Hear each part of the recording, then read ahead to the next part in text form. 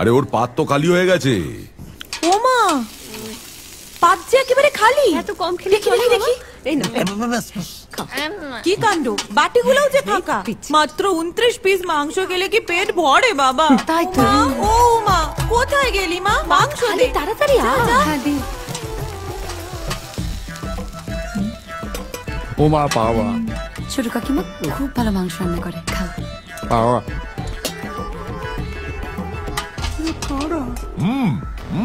শুরু করো।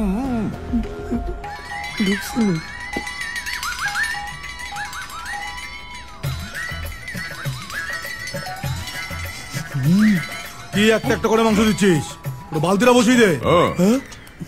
দাঁড়া তো, ভালোবেসে আদর করে খাওয়াচ্ছে মা, তাতে হচ্ছে না।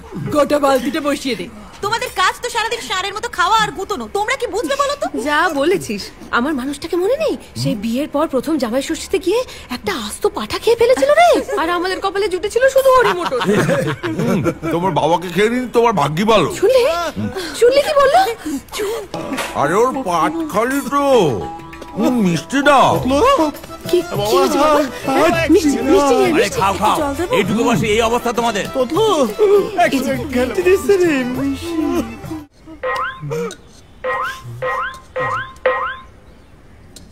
খাও। ছলো ছলো নয়নে হাসি মাখ